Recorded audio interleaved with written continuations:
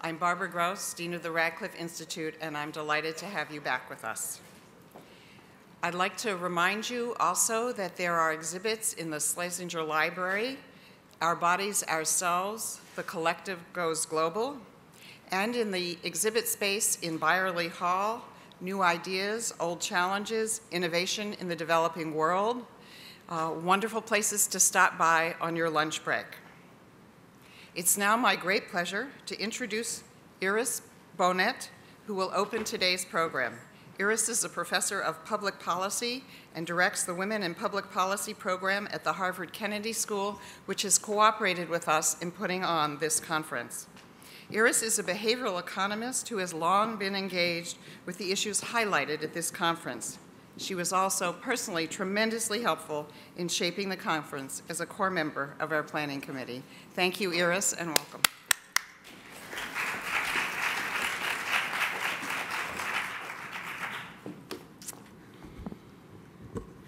Good morning, everyone. It is a great pleasure to open our second day, and it is the Women in Public Policy Program's great honor to have been able to support the Radcliffe Institute on this really wonderful and so important conference.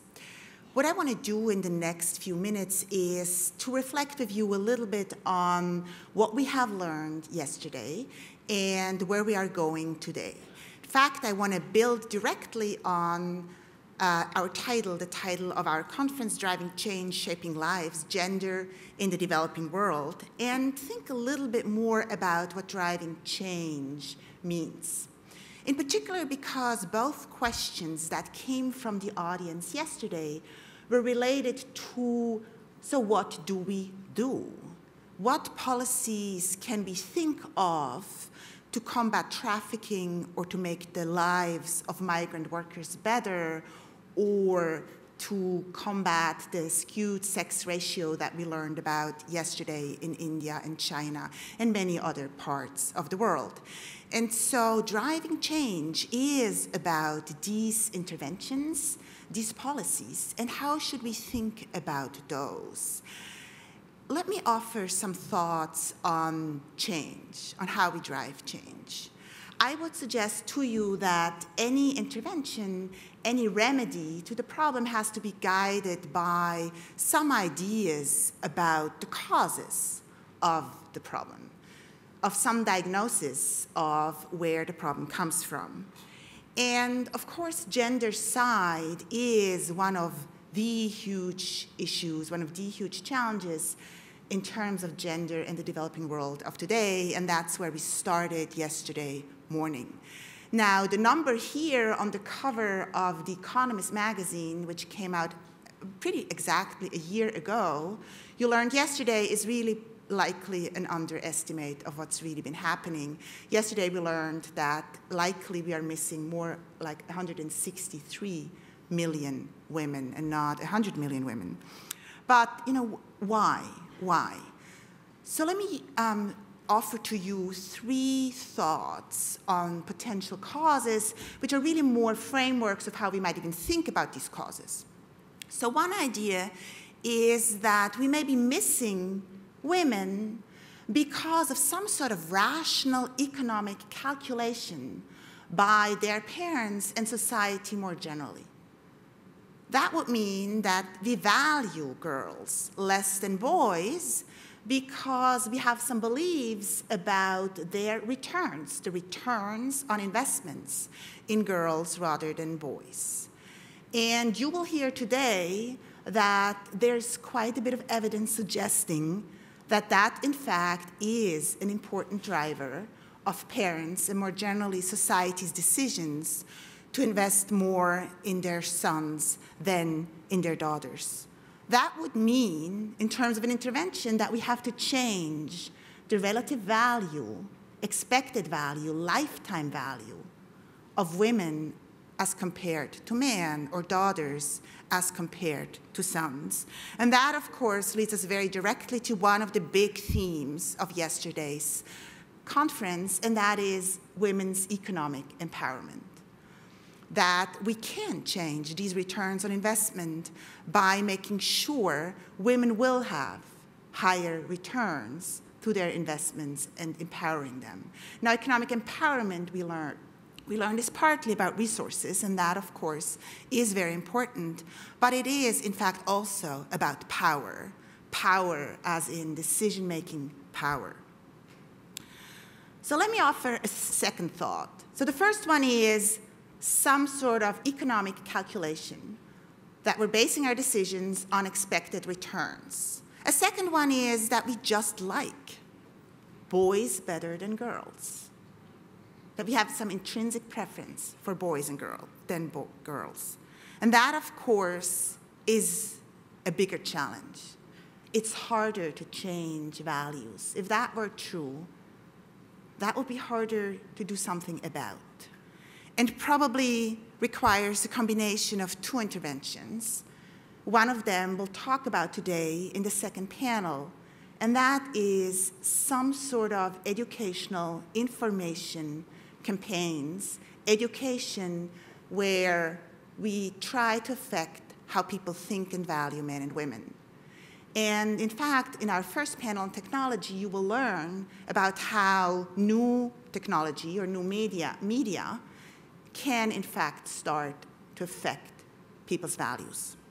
The second intervention that we talked quite a bit about yesterday is negotiation. Sometimes you just have to negotiate change. And I think particularly when we learned about SIVA and the incredible accomplishments of SIVA in India, we learned that negotiation is a very, very important tool.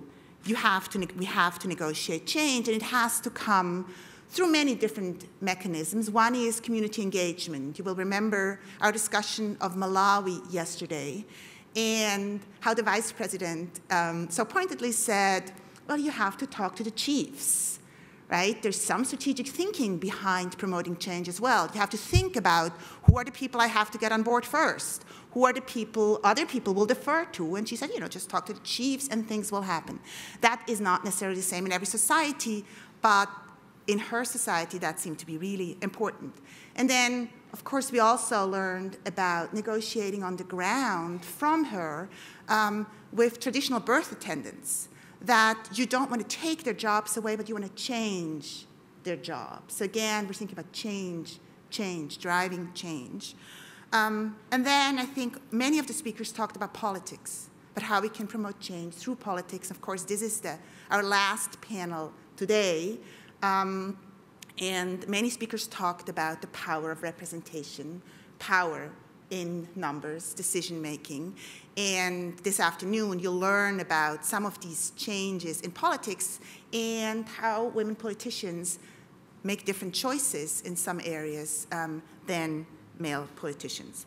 So this is the image I want to give you here. Sometimes we do need these strategies, right? Sometimes it is a game of chess that we're playing, and we need to think very strategically about how to promote change. So that's my second thought. So in addition to the beliefs about future returns, if we value men and women differently and we believe that gender equality is a human right, we may actually have to work hard, on those values. And then my last thought is that change may also have something to do with what we learned about in the last panel on health yesterday. That change may not just not be happening because people are ignorant, and we're all ignorant. We're all lazy. We all procrastinate. We all don't get around to doing the kinds of things that we should be doing. And so I think that's a third variable that we want to take quite seriously, that sometimes change is not happening not because we don't want it to happen, but we just don't quite get around to doing it. And I think in particular the cooking stoves discussion that we had yesterday was a very important example of this. And one of your questions was, so we know about cooking stoves in Guatemala, and they don't always work so well. In fact, they're not always adopted. So what do we do? And then I was actually astonished by the number that we learned then, that it took 8 years to figure out what the right cooking stove should look like.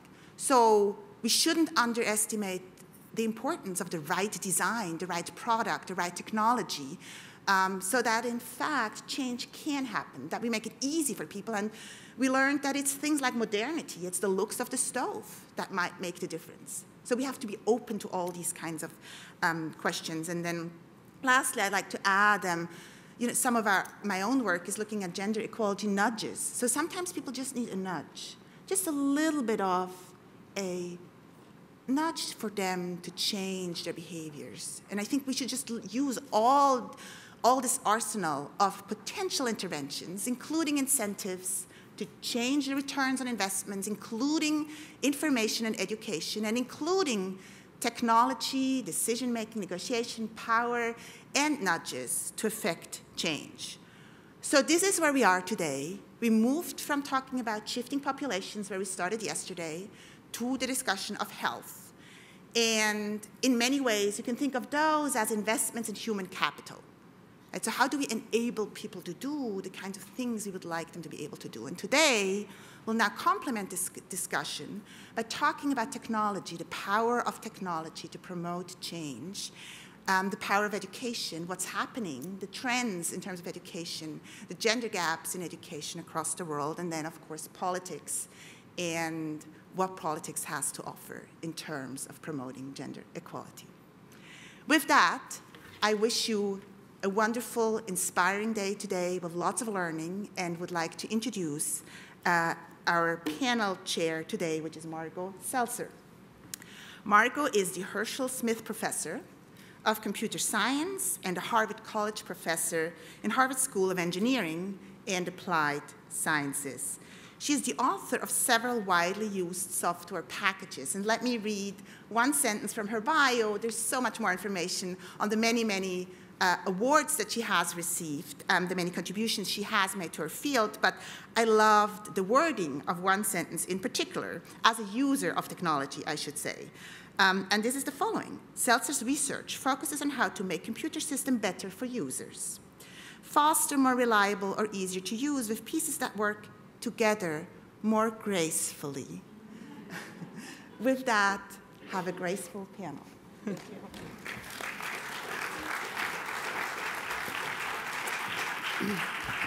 So it's my pleasure to be here and moderate today's first panel of the morning. I think we have some exceptional speakers. What I'd like to do is just very quickly tell you who they are and then very quickly turn it over to them. I will give them a more detailed intro as they're getting themselves up to the microphone.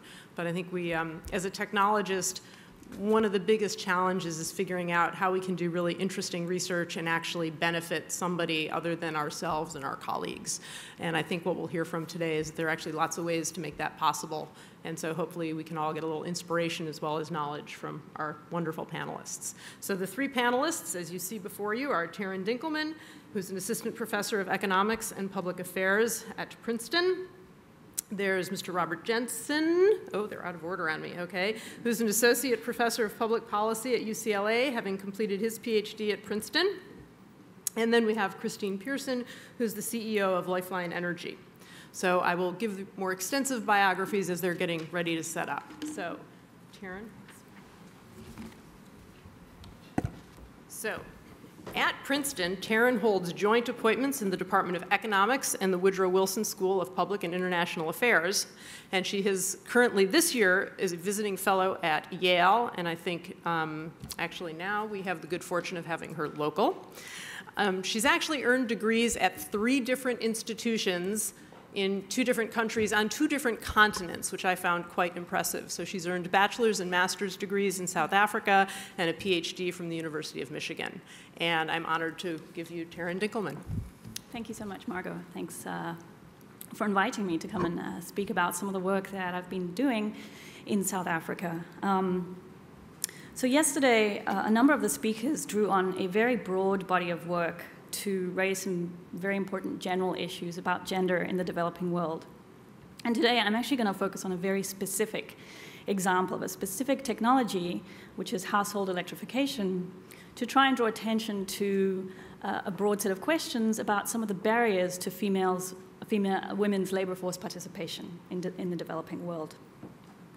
Now, electrification in the developed world is so ubiquitous that you may not have even considered the possibility of it being a technology that could be life-changing. But in fact, for large fractions of people who live in the developing world, they don't have access to household technology and may be described as living in energy poverty.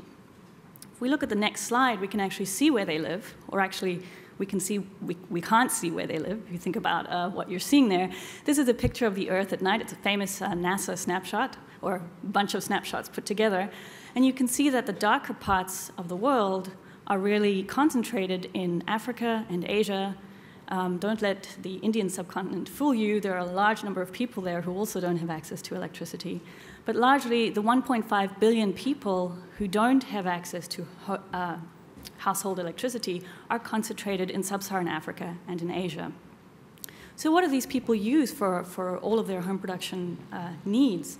You may have heard yesterday from Kirk Smith's discussion that most of these households rely on traditional fuels, wood, animal dung, crop residue, for all of their home production needs. So that includes cooking and heating and lighting. It's a large fraction of the world who rely on traditional fuels for all of their home production needs. What I'm going to be talking about today, so you heard yesterday some of the obvious health issues associated with reliance on traditional fuels. There is also a concern about the environment that comes up when you consider that such a huge fraction of the world's population are relying on forests and land resources for their home production needs. But what I'm going to focus on today is neither the health nor the environmental concerns, but rather the time barriers that living in energy poverty places on women's, and particularly women's and girls' ability to participate in the labor market. So what I mean by time constraints or time barriers to using your time in the labor market. Well, first of all, reliance on traditional fuels is incredibly time costly. We don't have a large amount of good evidence from time use diaries, but where the evidence actually exists from Africa or Asia, you can see that whoever is involved in home production spends a significant amount of time every single day just trying to get by, collecting wood, collecting crop residue and dung, then actually processing it. Cooking takes a long time because a lot of these fuels are inefficient. Heating is not very efficient, and refrigerating with these kinds of technologies is out of the question, which means that you have to cook more often because food storage is not possible. Over and above the demands of home production that reliance on this traditional fuel requires, there's also the consideration that very poor quality lighting means that many activities are constrained to happen during the daylight hours. So having a shorter day is one of the other consequences of not having access to modern, efficient energy.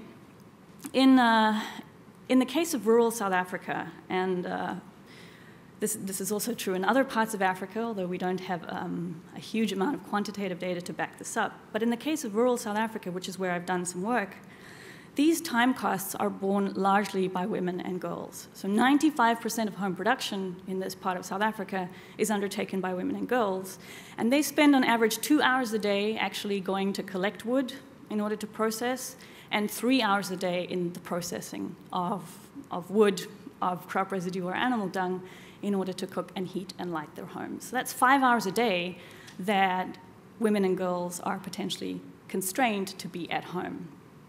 So one question you might have is, well, don't we already know that better home production technologies actually do release time to the labor market? Isn't it sort of obvious that access to modern energy and switching away from traditional fuels is something that would help women? And surprisingly, it's actually really hard to know the answer to this question, looking back at history or looking at specific cases of economies that have experienced electrification in the past. So for example, very large-scale electrifications happened in the US in the 1930s and 40s, in Russia in the 1920s and 30s, and in India after 1960 onwards. Large-scale rural electrification actually did happen. But the lessons that we can learn from those particular examples are somewhat limited because many things were going on at the same time. So at the same time that households and farms were getting electrified, there was a lot of industrialization in a number of these examples, or there were politics or war was going on at the same time. And so it's really hard to tease out what the impact of switching from a traditional fuel to a more modern fuel is in these cases.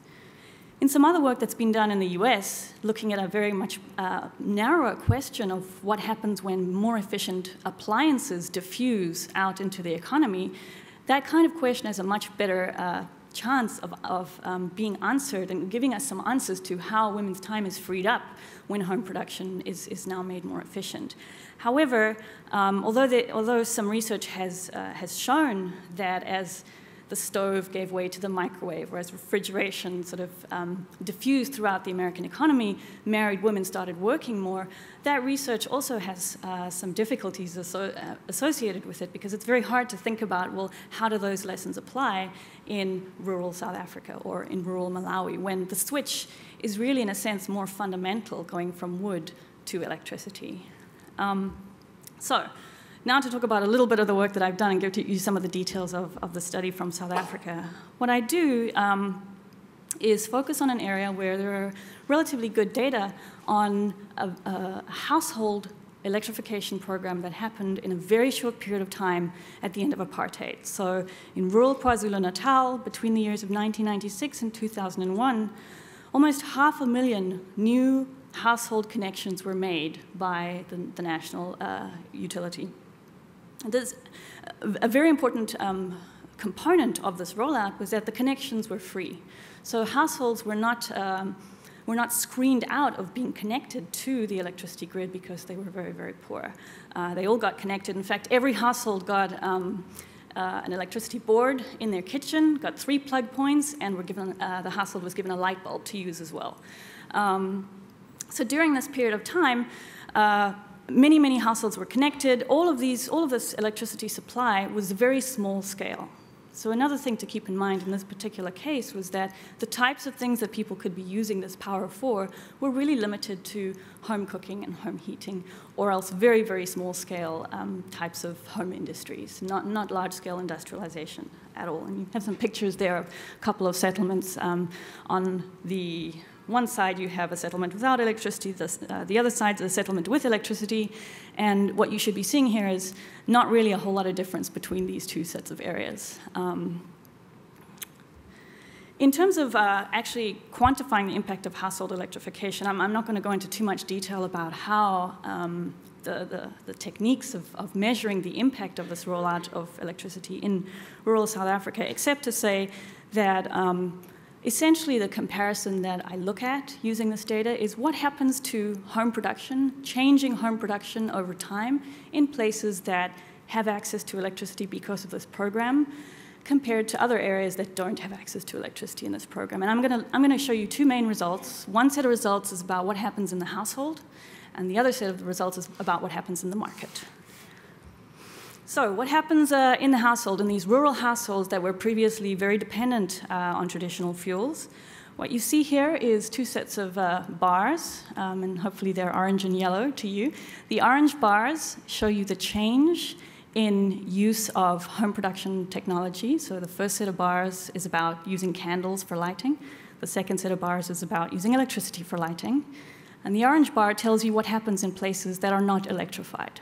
So you can see there that there's very little change in the fraction of households using candles, using electricity in those places that don't get electrified. Compare that to the yellow bars, which show you what happens within the home in the places that are getting access to electricity. So in a really, really short period of time, 5 years, about 66% of households switch away from candles and switch towards using electric lighting. And this is consistent with what anecdotal evidence said about this rollout, was that electrification was synonymous with household lighting. Everyone who got the connection switched to using electric lighting. In terms of cooking, the switches were somewhat smaller, which is something you might expect as well. So you see there the 2 yellow bars in the second part of the diagram. Households are switching away from cooking with wood. About, let me see, the number here is about 28 percentage point reduction in households using wood for cooking, and a large increase in the fraction of households, about 23 percentage point increase in the fraction of households using electricity for cooking. So why should it be smaller for cooking than for lighting? Well, you can think about the requirements, the other requirements you need in order to cook with electricity. You need a small 2-plate hot plate, you need some pots, you need other intermediate appliances, and so not all households were able to switch the way that they did their cooking. But these are still very large switches in a very short period of time.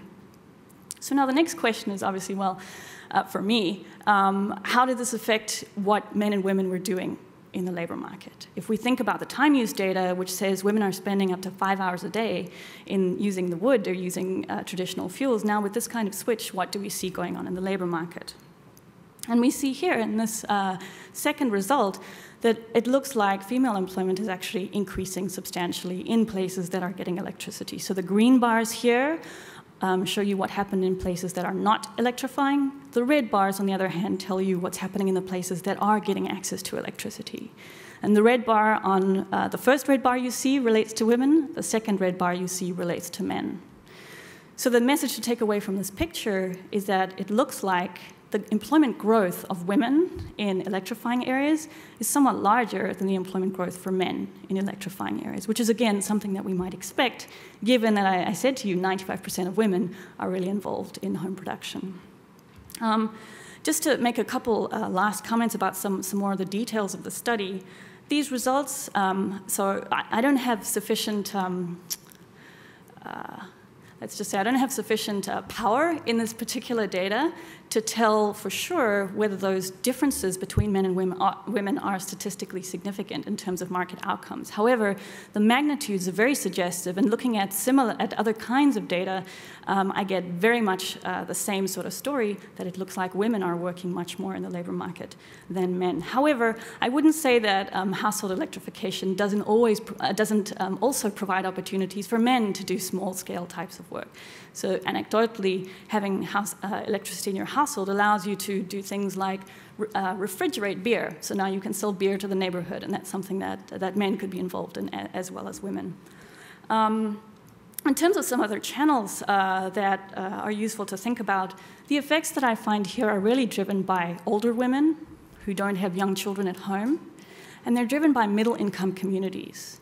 So what these two results really tell us is that it's not just a new technology by itself that can change the way men and women are working within the home. That sometimes we need to think about complementary inputs that could be acting as additional barriers to women's labor force participation. So for example, without childcare, it may not matter if you were more productive at home because you still can't use your time out in the market.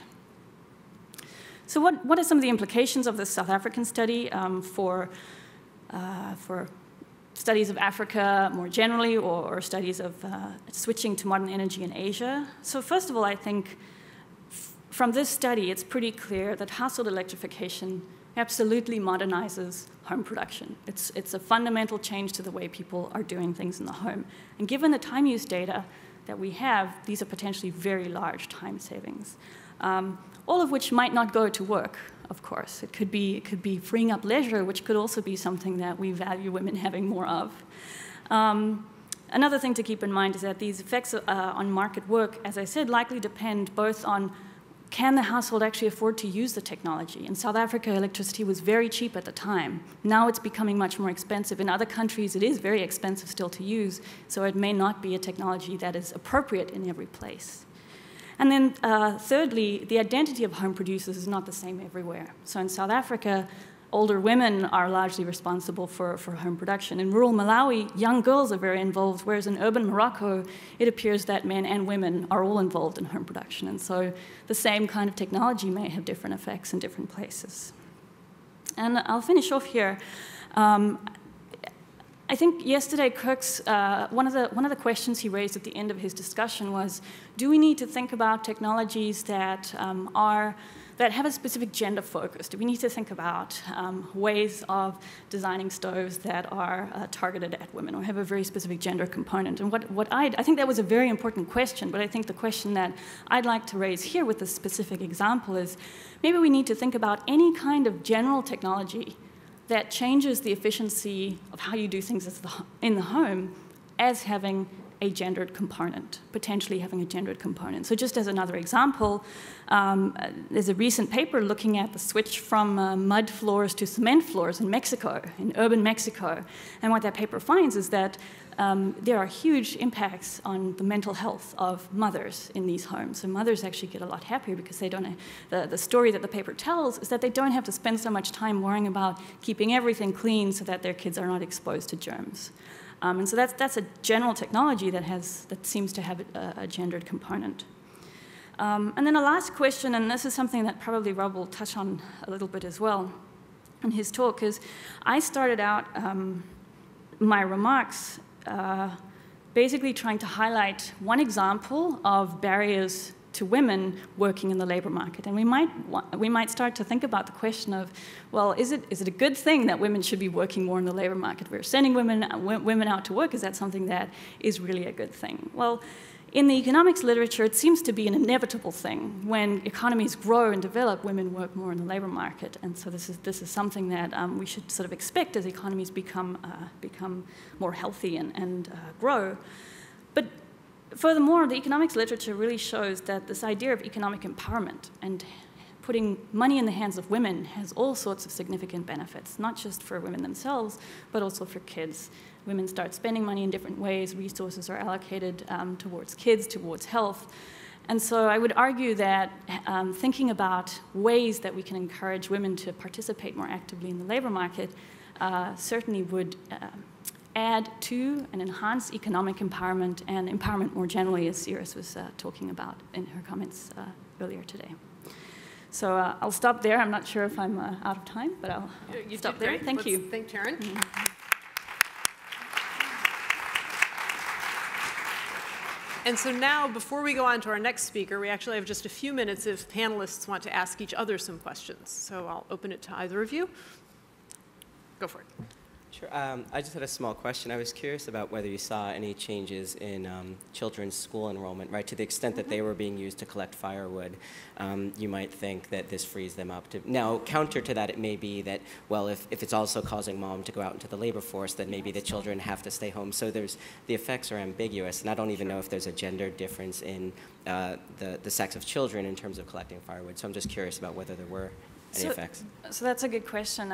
It was something that I looked at. There is a gender difference in terms of who's spending time doing this, and girls are certainly more involved. I didn't find any impacts on enrollment, which is some of the variables that I could actually measure. Partly, I think that's because enrollment in South Africa is unusually high. If you compare, at least during this period, South African enrollment rates to enrollment rates in Malawi or Uganda, they're just a lot higher. So kids are enrolled in school. However, it's not to say that they're not attending school more often. So what I would love to have had is a measure of how often are you going to school, how many hours are you spending in school or on your homework, and I think those kinds of things could potentially be affected by this. Did you have any questions? Well, now you turn this on? It's on. It is on, okay. I think it's fascinating because Taryn started in South Africa and came to America. I started in America and went to South Africa.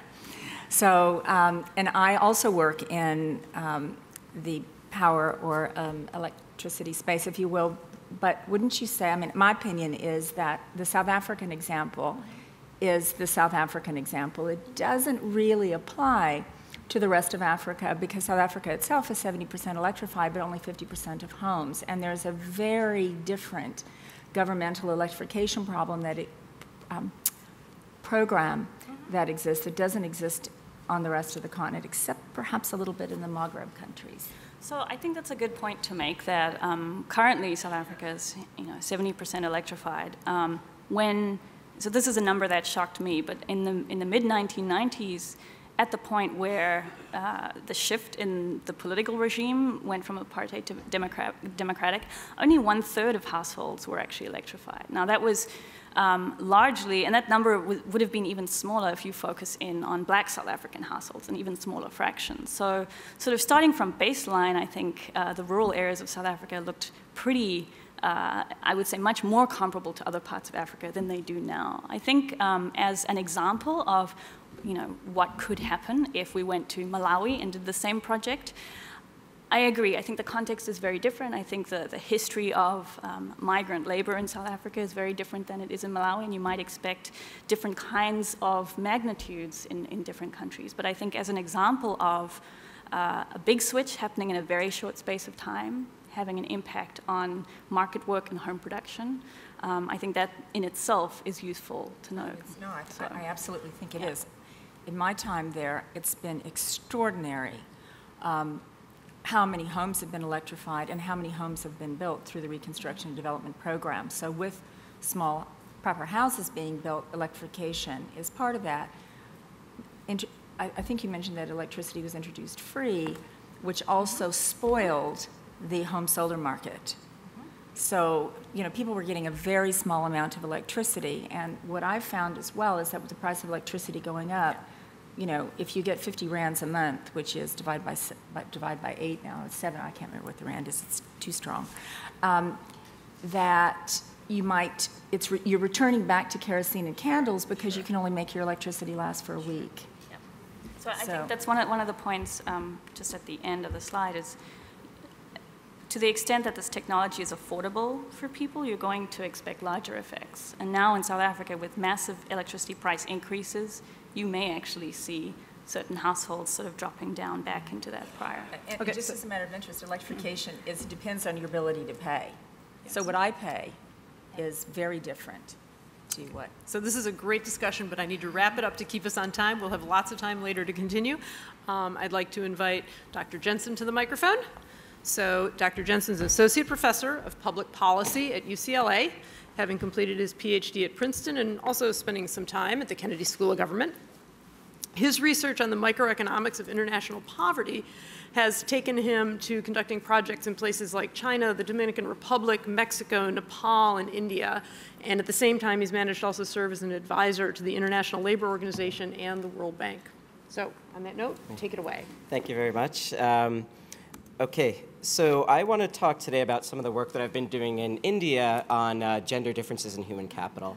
Now, it hardly bears repeating, of course, that we see that women are disadvantaged relative to men in education and health. For example, in India, the literacy rates are 73% for men and only 48% for women.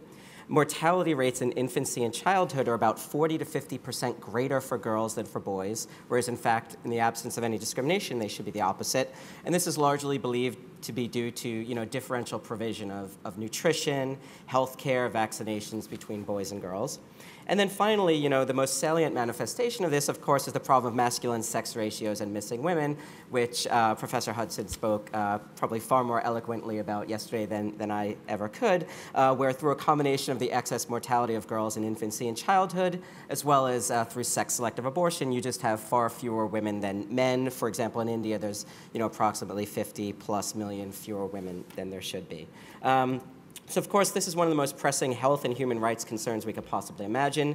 It's gotten a lot of attention, thankfully, but there's been considerably little policy in terms of trying to address this problem. In fact, there's been even less good policy, and in fact, quite considerable amount of bad policy. And there's been almost zero rigorous evidence of what works. We really don't know what can sort of address this problem of these large gender differences in human capital. And I think that, as Iris mentioned this morning, one of the most critical needs is to understand the root causes, the potential why is this happening, and then we could sort of think about trying to design potential solutions to this. So what I'm going to do today is I'm going to discuss two studies of mine from India. They both focus on the role of technology, but I want to draw broader lessons about what we learned from technology in terms of the underlying causes and the potential solutions of gender bias. And I think that there's going to be clear policy implications in both cases. So the first study focuses on this idea, which Iris alluded to, the idea of economic opportunities and gender differences in human capital. So here's the basic idea. Maybe there are low investments in girls' education and health because the returns to doing so are lower, as Iris alluded to today. So people would like to invest more in their daughters, but when they look at their sons, look at their daughters, there's just a higher return in the labor market and in other areas to investing in girls. Now, this may or may not be true. There's lots of explanations why people may not be investing in their daughters, and it may not just be due to differences in the returns, but it may be true. But even if it's true, maybe the effect is small in magnitude. Maybe it's not a really big effect. So the underlying idea is, do you get low investments in girls because there's low returns to those investments? So what we'd like to do is let's look at places where there are higher labor market opportunities and higher wages for women, and let's see whether there's greater investments in young girls in those areas.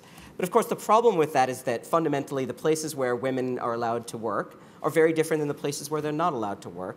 And so you can't really infer there's a causal relationship. Very traditional areas don't want women to work, and they don't want to educate their daughters. So you'll see that where women are not going to school, they're also not working, but it's not that one is causing the other, it's more that there's some third underlying factor that's causing both. So it's hard empirically to tease this out. So the strategy we'd like to pursue is, let's find a way to almost, in effect, randomly assign higher employment opportunities for women in some areas compared to others, and then let's see what happens. happens. So let's do this. Let's create new employment opportunities for women and see if people start to invest differently in their girls.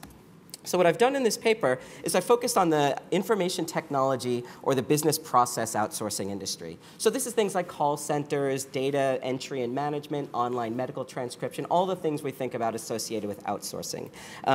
This is a fairly new industry in its modern incarnation due to technological change. The laying of fiber optic cables, voice over IP, internet protocols, the ability to sort of sit in India and through information technology communicate with clients in Europe and the United States has led to an absolutely massive growth in this sector within India. For example, from the year 2000 onwards, there's been roughly 30 to 40% annual growth in this sector. Now, what's interesting about the outsourcing sector is there tends to be a preference for women. Worldwide, 70% of all frontline call center workers are women. In India, it's closer to 50%, but that's still good compared to other sectors. So the information technology sector has created a very large, very sudden increase in the demand for educated female labor. And so around the time that this sector was growing, there was this whole new industry that grew up called recruiting. Which you'll be familiar with, of course, where people would run around the big cities of India, Delhi, Mumbai, and places like that, trying to find women to place in these information technology jobs. So this is where I entered into the story. These new information technology jobs, which are very high paying, and which people don't mind women working in, as opposed to having them work in other things, these are sort of white-collar, clean jobs that people find acceptable for women.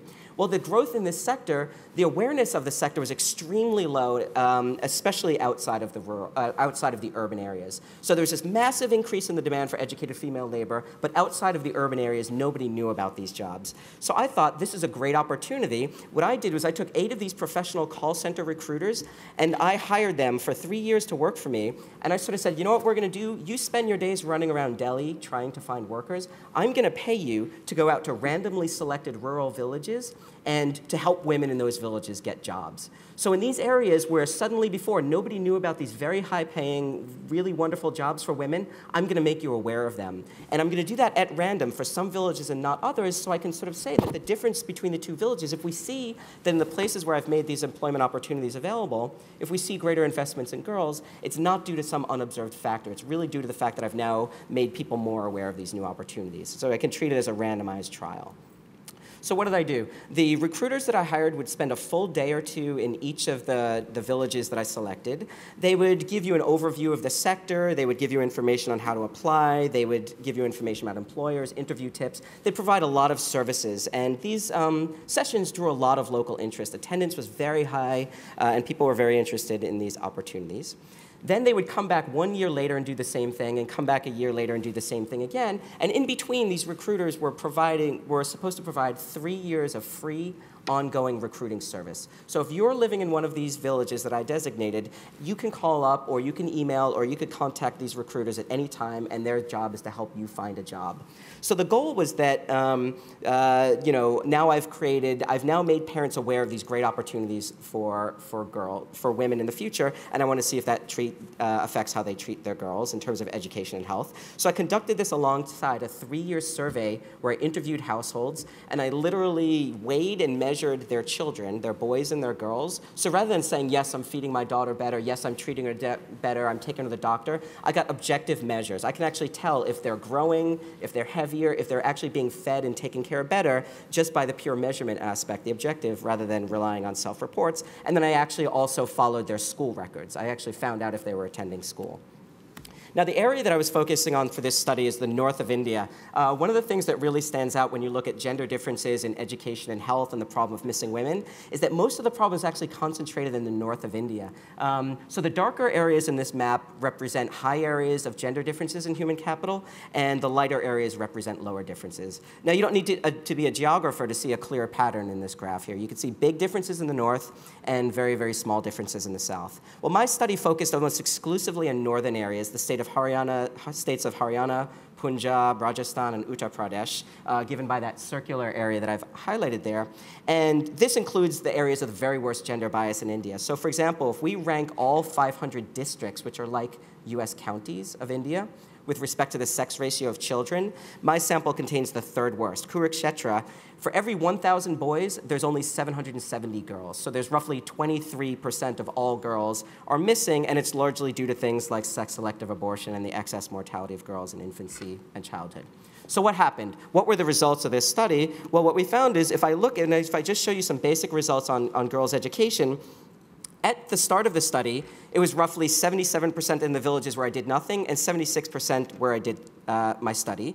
I came back 3 years later, and there was a slight change in the villages where I did nothing, but that's just sort of some random variation. But in the places where I did make people aware of these new opportunities, all of a sudden the enrollment rates grew to 82%. There was a 6 percentage point gain in girls' enrollments where there were higher opportunities. And to give you a rough sense of that, the male-female gap in school enrollment rates was closed by about a half as a result of this. So just by making people aware of these new opportunities. I also created a measure of health. This is basically how many standard deviations, how much lighter is an Indian child compared to a well-fed American child.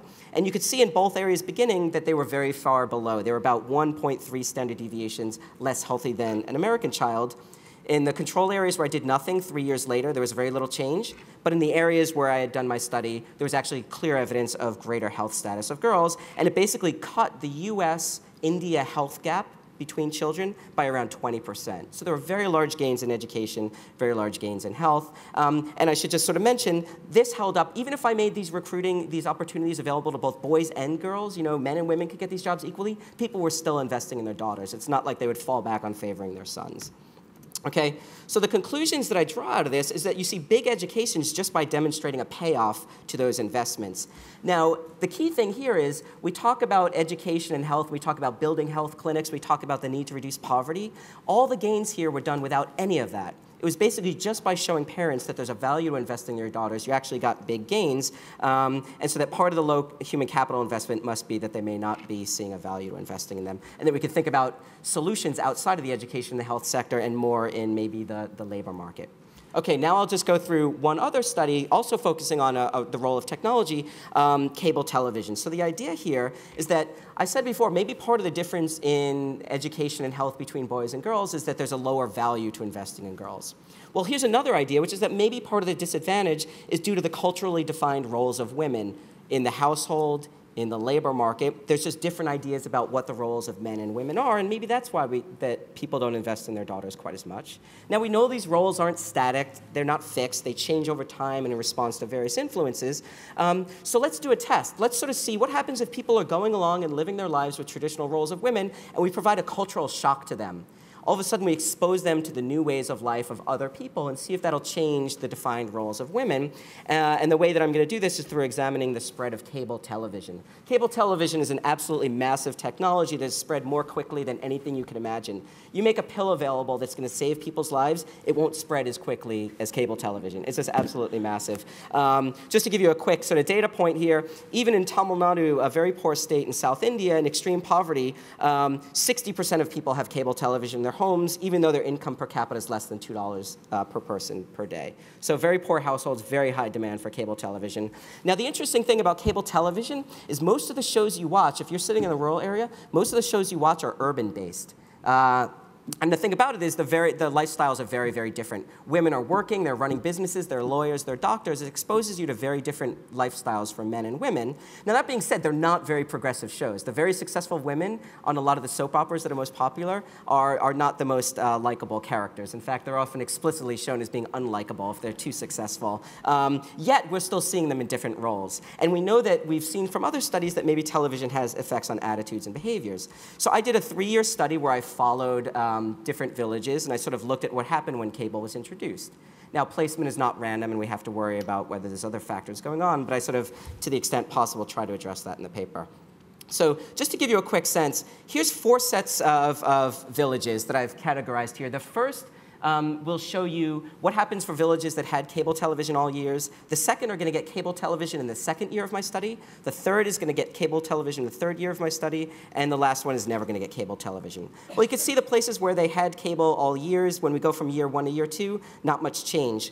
But in the places where they got cable television in year 2, you see a big change in women's participation in decision-making within the household. Women are now starting to participate more in decisions like what to buy and healthcare and sending kids to school. No change for those who didn't get cable television. Then when we go to year 3, still no change. But when we look at the villages that added cable television in year 3, that third column there, set of columns, you again see big improvements in women's participation in decision-making. Girls' enrollment follows the same exact pattern. When we look at round 2, the villages that added cable television, girls' school enrollment went from 66 percentage points to 70 percentage points. No change in the other villages. And then when we go to year 3, this third set of columns, where now they've added cable television, again, big gains in girls' enrollment. So the different roles of women is, that people are being exposed to are leading to big gains in girls' school enrollment. And we also see, just I'll go through this last slide fairly quickly, there's a decline in son preference when people, very tightly correlated with when cable television is added in the village, you start to see big gains in girls' school enrollment. So the summary that sort of comes out of this is, here's studies focusing on 2 new information technologies where we see big, strong effects on the well-being of girls, cable television and call centers. And I guess if there's one little punchline you could sort of take away from this is that, whether we're talking about computer screens or television screens, we might need to say that diodes are a girl's best friend. We need to change the expression. Now, rather than ending on a terrible pun like that, let me sort of end with a slightly different sort of story here, which is that I'm not saying what we should be doing is spreading cable television or promoting call centers. The hope is that what we're, underlying the technology is what is changing as a result of this technology. Is it that, we're creating new labor force opportunities for women that are increasing the value to investing in your girls? Or are we changing people's attitudes towards what are the roles of women? And then I think that there's more need for evidence of understanding the underlying causes and how this can actually lead directly to policy implications that may actually have an effect on the status of women. Thank you.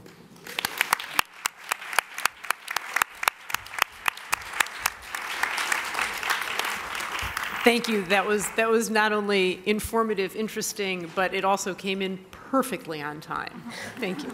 So we have a few minutes now for your co-panelists to interrogate you. Either of you like to open?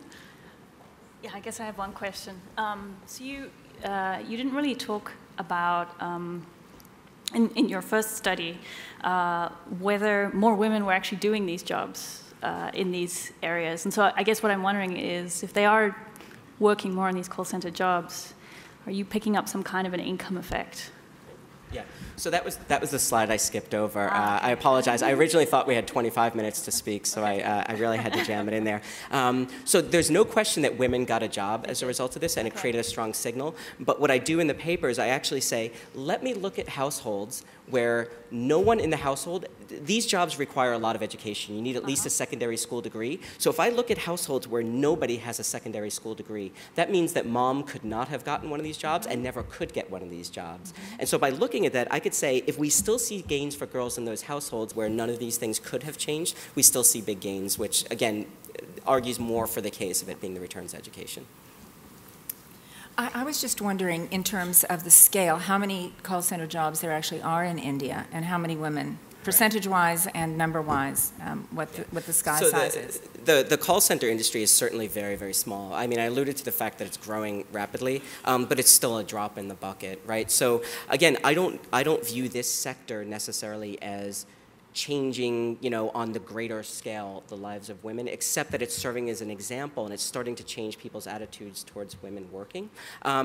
But, so my goal in this was to try to understand the underlying factor that if there were employment opportunities for women, more broadly, would you see gains? This demonstrates this for this small sector. And so again, I don't think this sector is the solution. I think the solution is let's think about labor force opportunities for women more generally, because yes, this sector will never grow and become 80% of India's economy. And we've seen examples from the United States as well. I mean, Claudia Golden's work has really shown that the information technologies of 100 years ago, whether it's the telegraph, the typewriter, copy machines, Xerox machines, whatever it may be, that those same information technologies led to big improvements in women's labor force participation in the United States, because these are clerical, white-collar jobs where people are willing to let their daughters and their wives work. And so the idea that, in general, the growth of this kind of job, I think, is creating more employment opportunities for women, I think is the more promising avenue, rather than saying, let's get this specific sector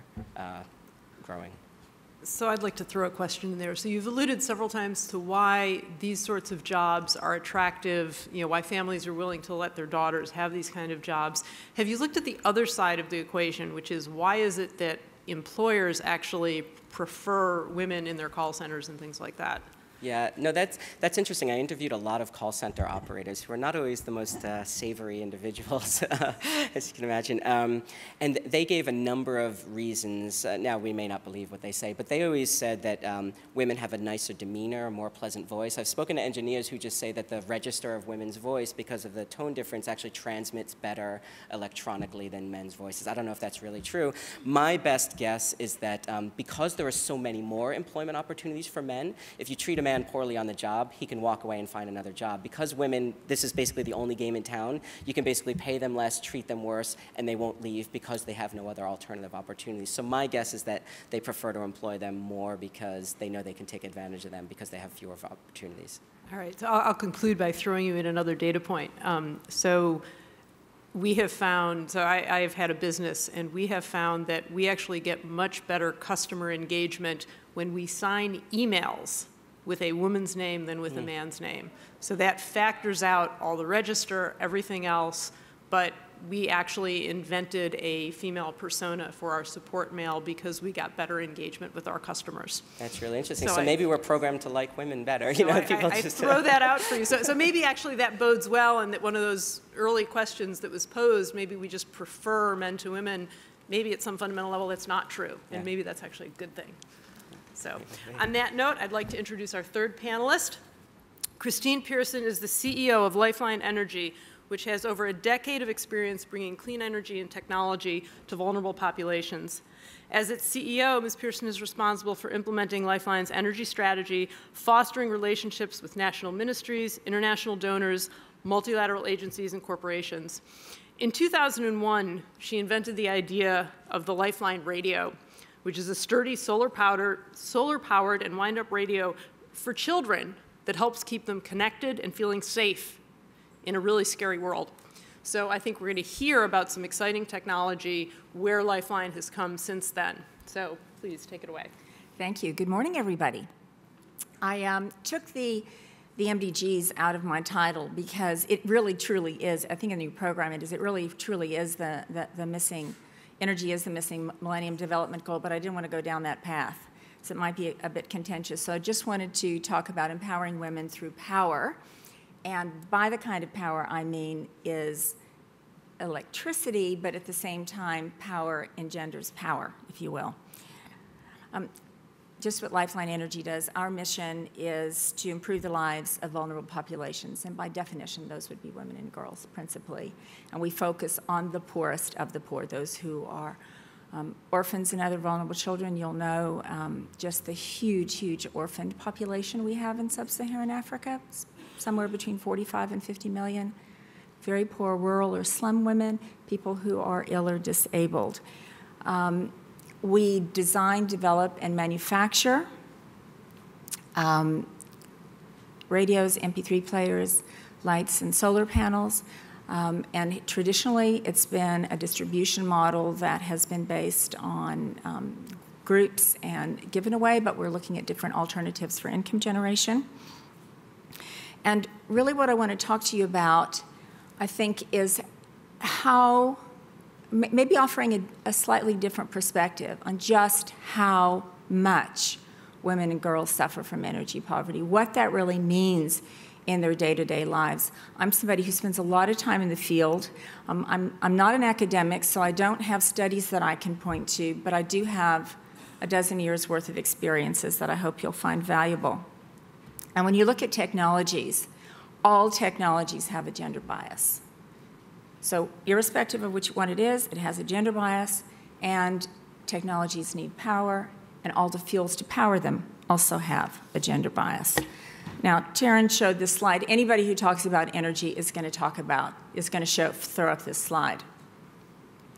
But what does it actually mean in somebody's life? Now, if you look at the bulk of Africa's population, sub-Saharan Africa, I'm taking out the Maghreb at the top, the North African countries. The bulk of it lives along the equator. So what does that mean? That means you have 12 hours of darkness every day. What are the consequences of that? You also have homes that are very poorly lit from natural light because for a lot of reasons you've got small windows and you've got doors and you've got no electrification, so there's darkness inside in the daytime. And if you look at and I'm really pleased that Taryn talked about South Africa because you can see that it's much more bright, that the top and bottom are much more bright than the rest of the continent. It really is a very different example, but 6% of the continent is electrified. And it is a priority for many national governments, but it's a priority for business. It's not for homes. Now, if I ask you, what's the most widely used technology in Africa? Who wants to guess? Cell phones? Where's that? Radio. Absolutely, 100%. Nothing comes close to it. Nothing. Cell phones do not. Cell phone is something like 50 million. Out of this population, it's radio. However, let's talk about the gender bias on radio. And that starts first with how are radios powered? By batteries. Now, I just throw that's one picture I didn't take as the man in the corner because you never want to be separated from a man and his radio. But men tend to have money, therefore they buy radios, and they buy the batteries to power them. Now, if you just start looking at some of the economic costs of what actually, how much batteries cost and how poor the quality is, it's unbelievable. I had a little flip camera, and I don't know, you get 2, 3, 4 hours out of batteries that you would buy here for a flip camera. I ran out of batteries. I bought some locally in Rwanda. It lasted a minute. That was the kind of differential. And when you look at the cost of batteries, now they're roughly 20 to 30 cents each, but if you go into, the more rural you go, if you go into refugee camps, the higher it goes. So a transistor takes 2 to 4 batteries, but the bigger radios take a lot more. And it's very, very expensive. So when we first started out, we were known as the Free Play Foundation, and we worked with these 2 particular radios. This was the first wind-up radio, very good sound quality, and it enabled group listening for the first time. Then it evolved into the second model, which had a solar panel on the back. The photograph I'd like to draw your attention to was sent to me in 1999 by an intern who was working for an aid agency in Rwanda. And she said, the British government gave us these radios and we gave them to child-headed households. I'd never heard of that term at the time. And they're making a huge impact in their lives once you come here. And I did. And at that time, Rwanda had over 100,000 child-headed households. These children had survived unimaginable trauma. And I would ask them, obviously through an interpreter, you know, what are you listening to? What was their principal answer? Overwhelmingly. These are kids anywhere from 9 or 10 to 20. Any guesses? Music? News. Overwhelmingly news. These kids did not trust the adults around them. They weren't in school. They'd suffer unbelievable trauma. They wanted to know what was going on. They were so exploited. And you could be living next to somebody who was complicitous in the murder of your parents. So these radios were providing an unbelievable level of psychosocial support, and they spoke to Maslow's hierarchy of needs. Music was way down the list, and it was gospel music, because the response was, when you're singing, you must be happy. So this was so fascinating to me. Previous to doing this, I worked for a bank and I was a consultant. You know, I had no tools to deal with this kind of thing. So, right, it seemed to me that this was a very, very important aspect of development that wasn't really getting covered by anybody. So these are just a few photographs of some of the early days of distributing radios and for group listening, and there's always training and so forth. A child-headed household in the blue dress. Her name's Mukakaremba. She told me that the most important thing she used to have was her goat, but now it was her radio. So you know when you reach that level of importance that you've touched on something. These radios, all technologies have limitations. The limitation of this radio was that it was wound clockwise. And if you wound it anti-clockwise, despite the training, despite arrows, it would break. and these kids' hearts would break. And it wasn't just going to children, but I'm focusing on them at the moment because that's what gave me the idea for the Lifeline radio, a radio that would be designed specifically for children living on their own and for distance education. And how many people thought this was a good idea at the time? Not very many, I can tell you. So this is just one of those times in life where you have to go with what you believe in and follow your own instincts. And we were very, very blessed to have won the first Tech Museum of Innovation Award in 2001, and we were able to start the design and development process, and we hired Freeplay to do that. And that's the radio that we came up with. It's completely counterintuitive of what you'd think a radio would look like, but the design brief was principally from adolescent girls. They wanted something pretty, something that was shaped like a handbag. And this has been a hugely successful product. It really has. 215,000 units, with some reaching as many as 500 listeners for elementary schools. There are millions of children getting a high-quality basic education across Africa on radio, but you probably don't know that. It's unbelievable, and radio school is totally forgiving. You know, if you don't get into school by the time you're 9 years old, the traditional school system, you don't have much of a chance. I've been to radio schools where you have grade 1 learners at 32. There's a wonderful woman named Rose in Tanzania. She's very big, and she's sitting in a little chair with these little kids. I said, Rose, why are you in school? Well, you're so brave to have done this. She said, I have two, obviously through an interpreter, but I've got 2 daughters in school. I didn't want them to be humiliated that their mother wasn't literate. The neighbors got together and made her a uniform. I mean, there's story after story after story like that. And I could go on for so I won't do that because this is such a great passion.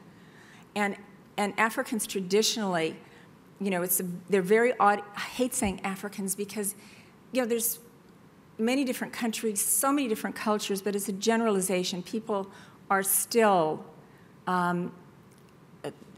particularly women, learn in groups. And so it's such an effective tool for women to come together and talk and to listen. But all technology progresses. Oh, sorry, I was going to tell one story. I've been doing a lot of work with the Maasai women. I love them. In their culture, radio's for men, period, end of story. These women had never, not only ever met a white person before, they'd never touched a radio. So it was quite a long training, and it was fabulous. I mean, you just start really from the beginning, from AM to FM and so forth. Went back to speak to them a couple of times since. It's been unbelievable how transformative it's been for them. They had no idea they had rights. They had no idea about so many things that you and I would take for granted. Because in their culture, their husband can bring home another wife, they have nothing to say about it. And if they were to touch their husband's radios, the response is they would either get chased away or beaten. It is such a male preserve because bear in mind, male radio is also information. We also developed this radio. We put 265,000 into southern Sudan. That little photograph in the corner is logistics. We're pretty good at that. Not much in the way of roads. Sudan will have come on to this global screens quite a lot lately because of the referendum. We don't have any data to prove this, but we really do think that one of the reasons that there was such a good turnout on the referendum is because people could listen on the radio and know their rights and obligations in a democracy. We've split completely with Freeplay.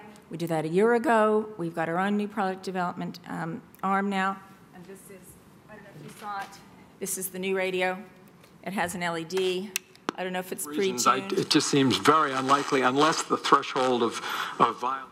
So you can, it charges by a solar panel and by winding it up. And we've got, just launched it last year, we've got 10,000 going into Malawi to join the 15,000 Lifeline radios in a primary school initiative there, which means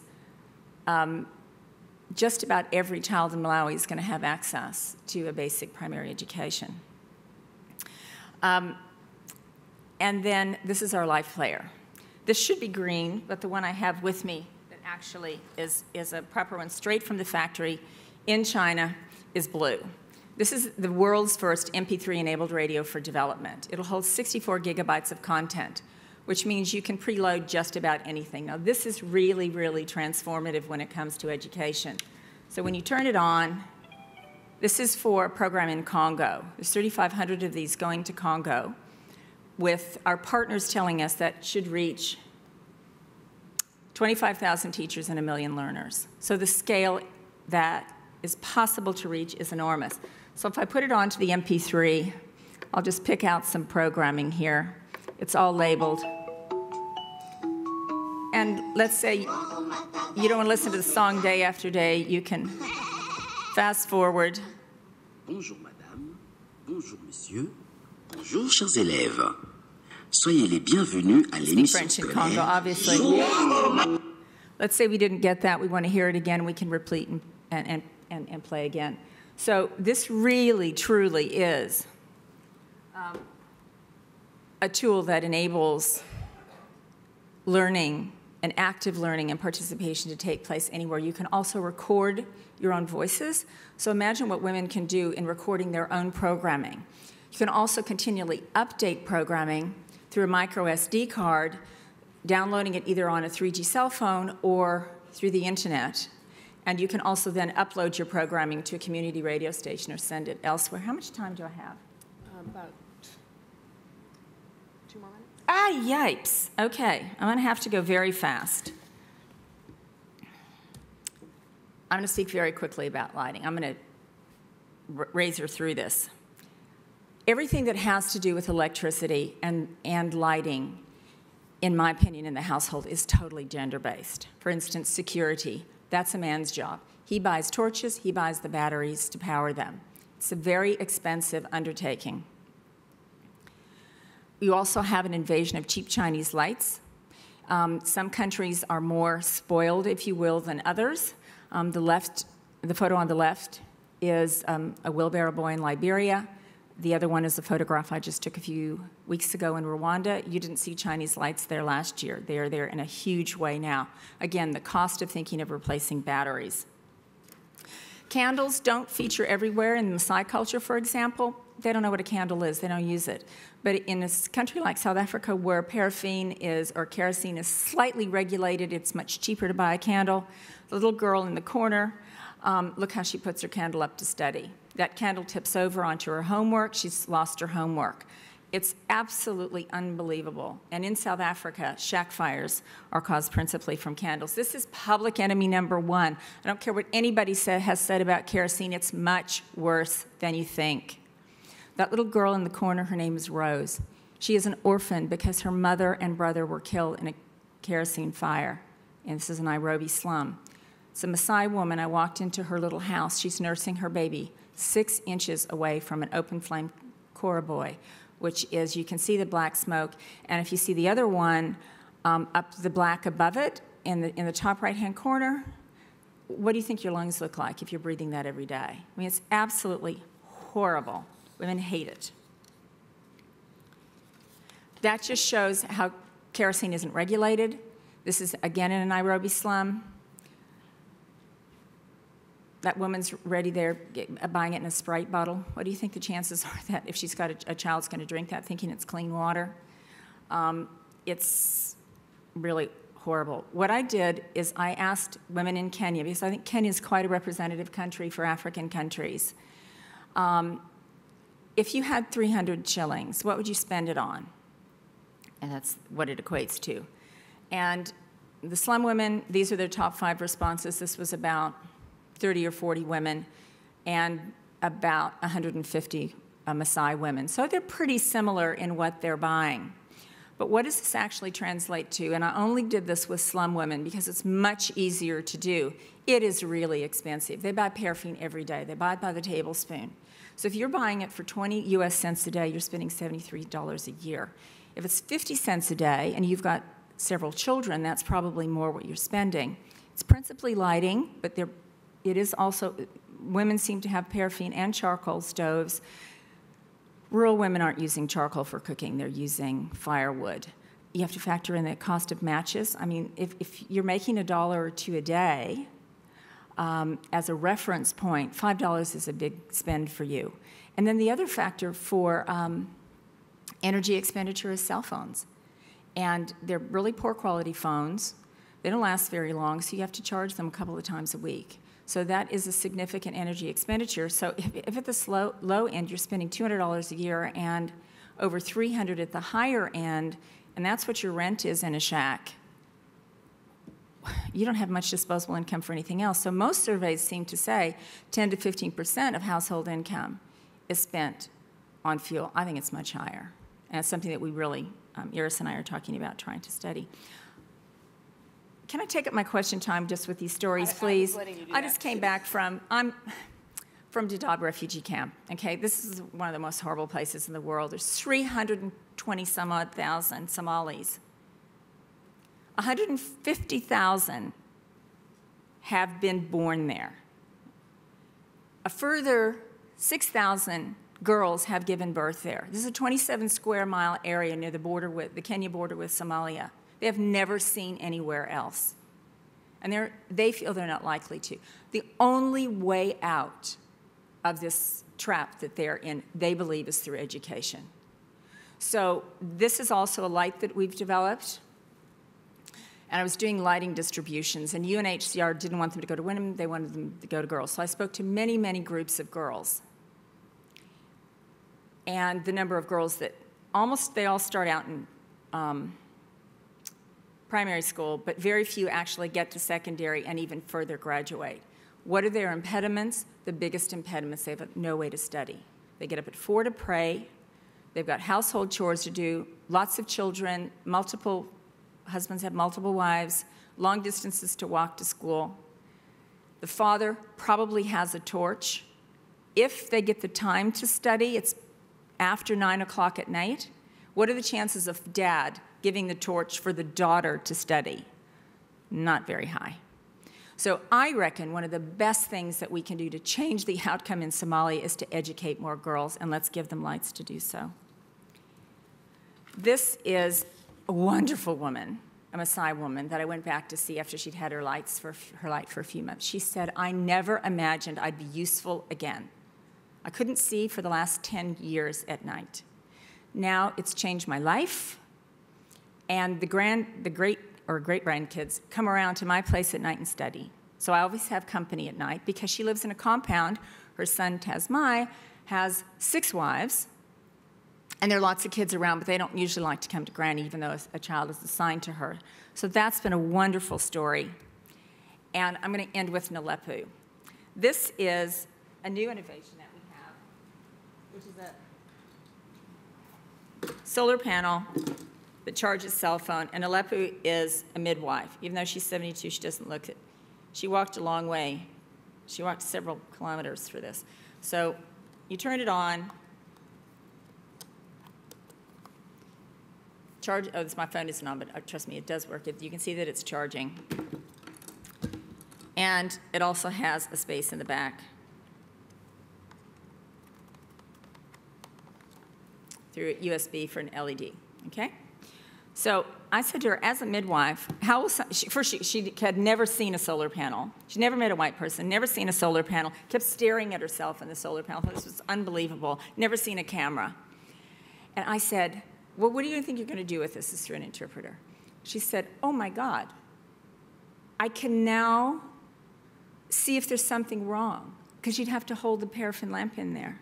She said, I can cut the umbilical cord properly. I can clean up properly. She just thought this was going to be absolutely amazing. And another Maasai midwife who had had a light told me that she's saved so much on paraffin that she's bought birthing paper and gloves. So the possibility, with all this technology that we have, the fact that we can't get simple technology like this to the people who need it is just beyond my comprehension. I've just come from TED in Long Beach. You can't believe all the technologies that are possible. And yet, the majority of women and children on this continent can't even have something as simple as a light. What are they afraid of at night? Yes, they're afraid for their own security. Snakes, scorpions, rats.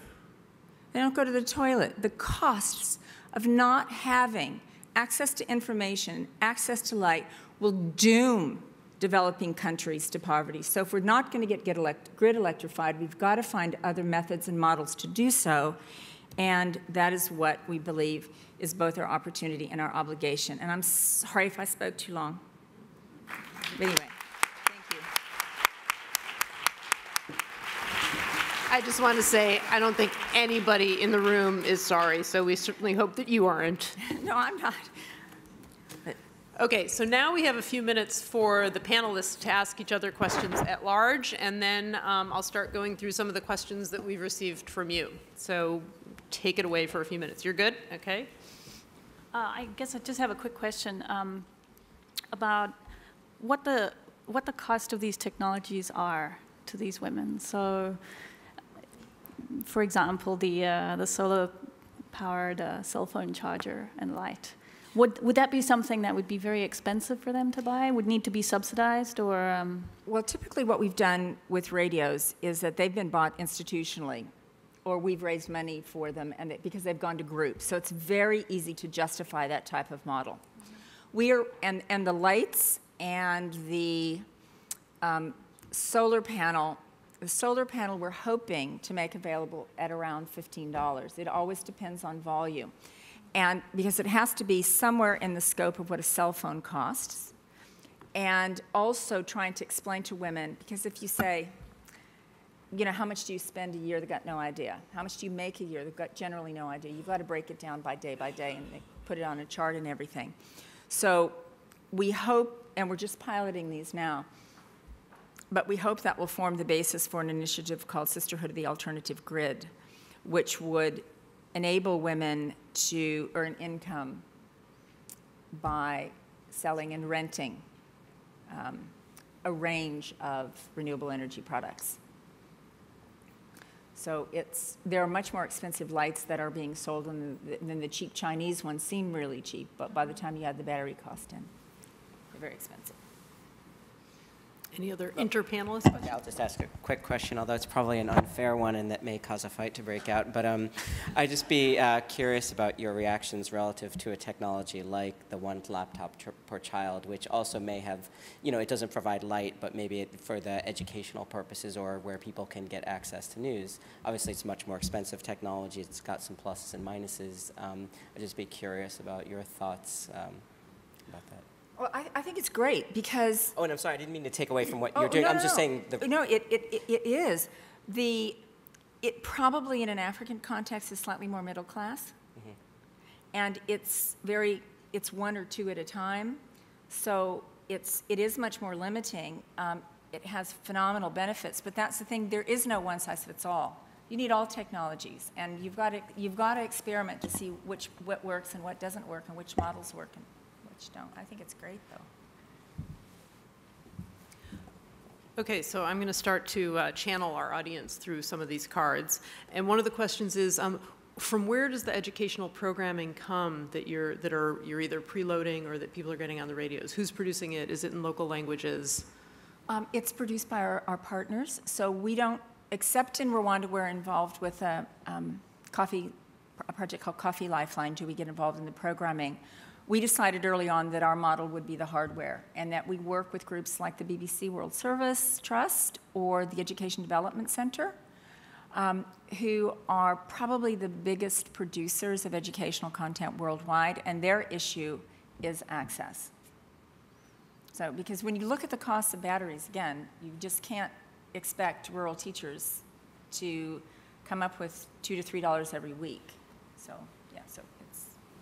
And let me just say that those curriculums are generally in collaboration with ministries of education.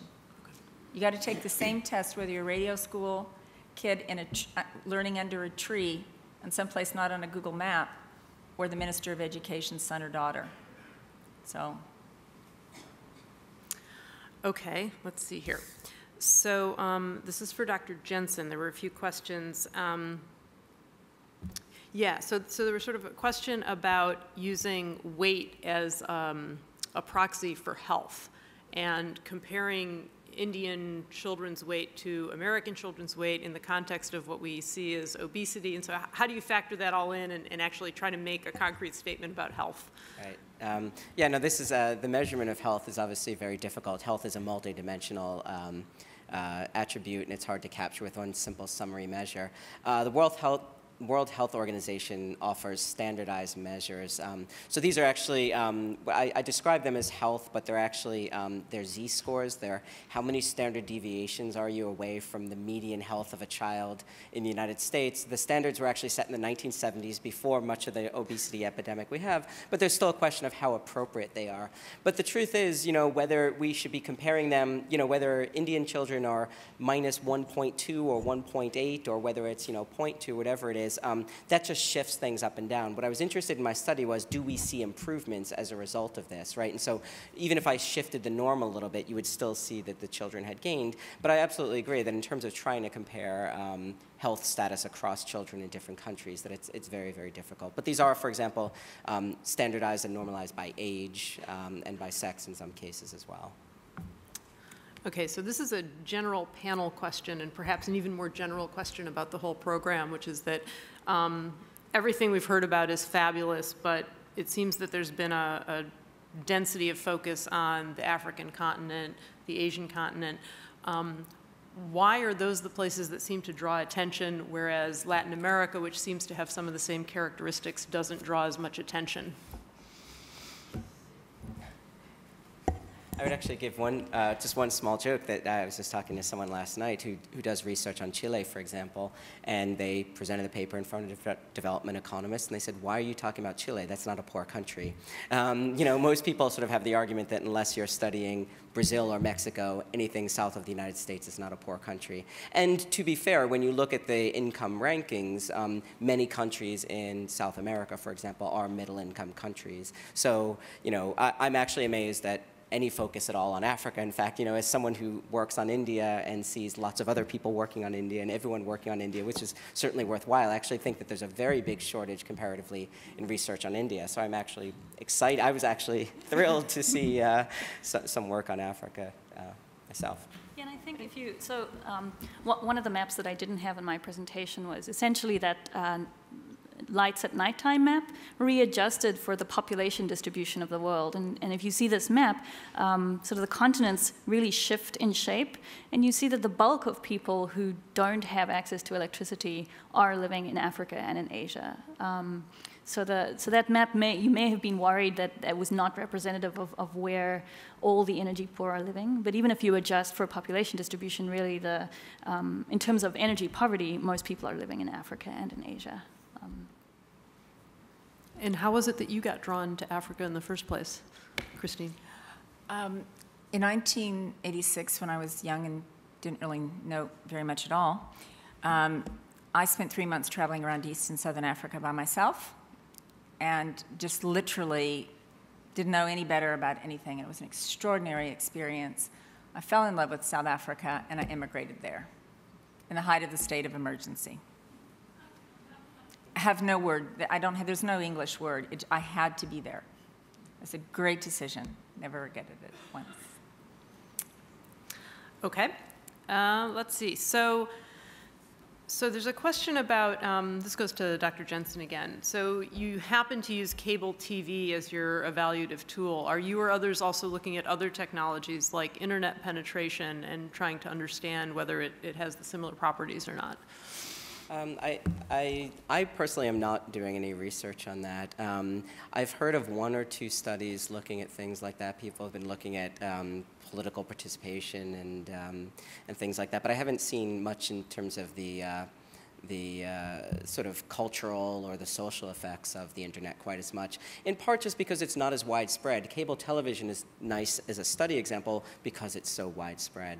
The internet is still just sort of barely starting to get outside of, even in developing countries, when you do see that there is access to internet, it is still the very educated, very wealthy elite.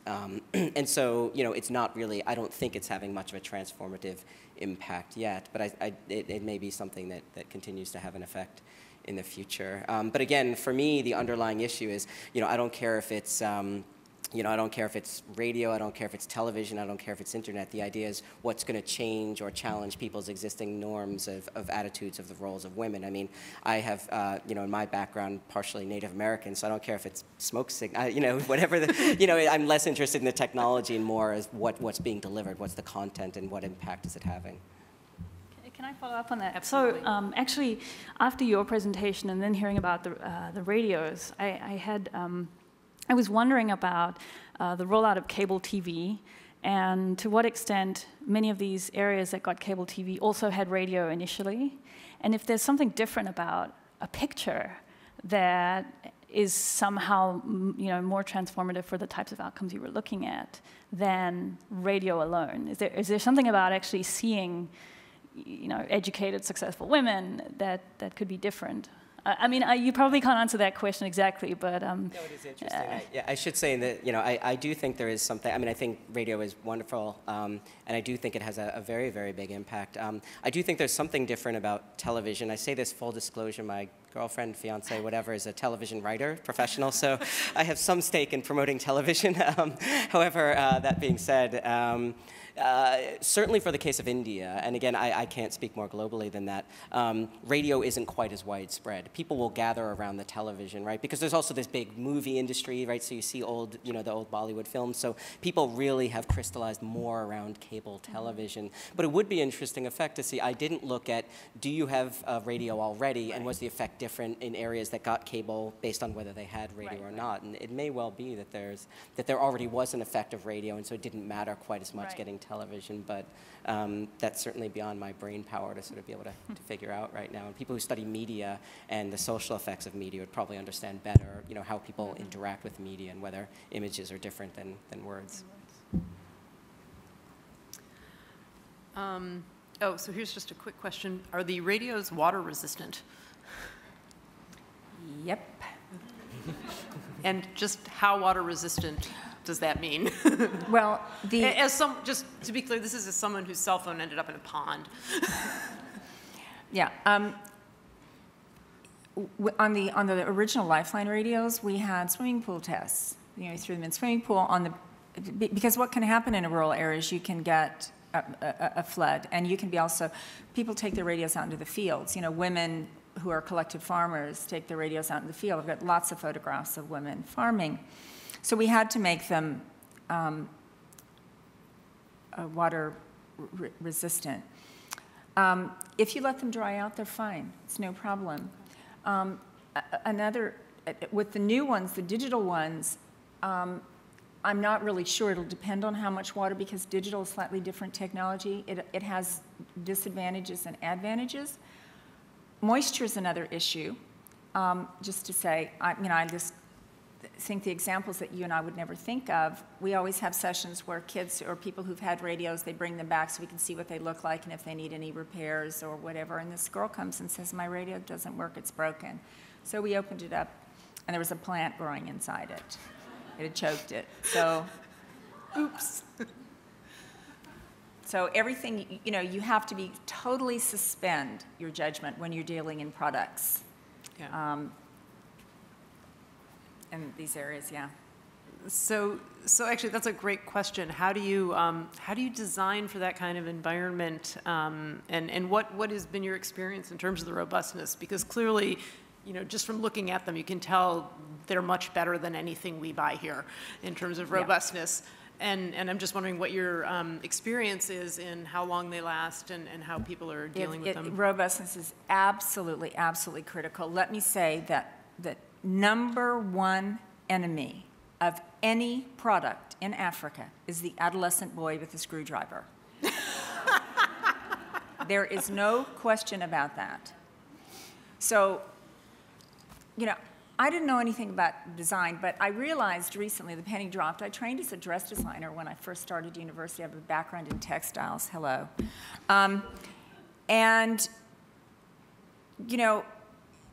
There is no, you just have to listen to what people want and what they're going to do with things, and observe them with groups and see how they use them. So the Lifeline radio was so successful because we really, truly did that. And Taryn will know, and the designers were Afrikaans engineers. Now, so what do you think the probability of a group of Afrikaans engineers and designers taking a design brief principally from orphaned girls in Rwanda and Kenya?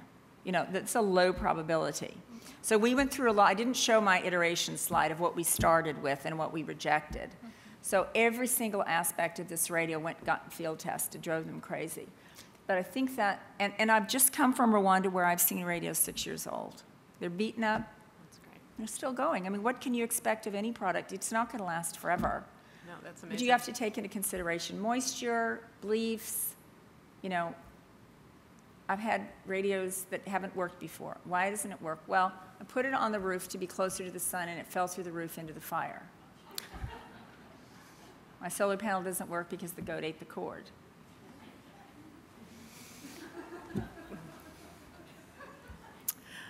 Okay, so we're starting to wrap up toward the end of this, and this is a potentially loaded question, so I'm going to toss it out to the panel, and I'm actually going to read it verbatim.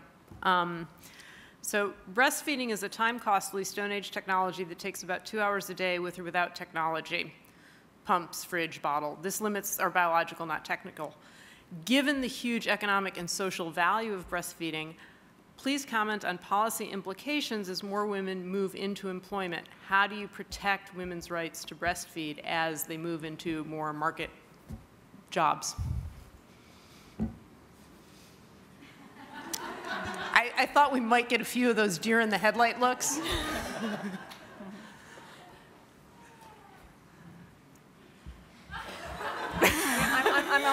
I'm just going to comment on the importance of having light at home to breastfeed. Because what are you going to, you know, you've got to have some light, and otherwise you're going to put a paraffin lamp up to your breast, which is... So actually, I'm going to push back on that one. I'm going to claim that actually breastfeeding would require less in the way of indoor lighting than actually preparing anything artificial. Yeah, but women, this is what women tell me. I don't have children, so I wouldn't know, but young mothers who've had lights who have commented on how great it's been during their pregnancy and also for breastfeeding. So to be able to have mothers. light. Okay, Yeah, for brand new mothers at the beginning, I think that's probably for true. new mothers, yeah. So on the workforce, I can't. So anybody dare tackle the... I don't have an answer for how we protect that right, but I would just echo again the sentiment that we do need to protect that right. So focusing on the one example that I do know of, the call centers, the employment opportunities that have been created in the white-collar sector for women throughout the world. In general, most of the first stage of employment you start to see gains for are young, unmarried women. Once women get married and start to have children, they stop working. One of the reasons may well be that they're not protected in the workplace for the right to breastfeed and for the right to sort of do other things like that. So I actually think that's a limit. That's, you know, when we talk about trying to promote employment opportunities for women with the hope that it'll have broader social impacts, one of the sort of protections that does need to sort of be emphasized, or one of the workplace rules that needs to be discussed, is the role of breastfeeding and providing opportunities for women to do that if they choose to do so. So I would certainly think that's something that's needed, but as to how to do it, you know, I'm an economist. I don't you know, I work with data. I don't deal with the real world very much. Data are not on breastfeeding. Yeah. I guess I just make one point. I also don't have a specific solution to give as an answer to that question.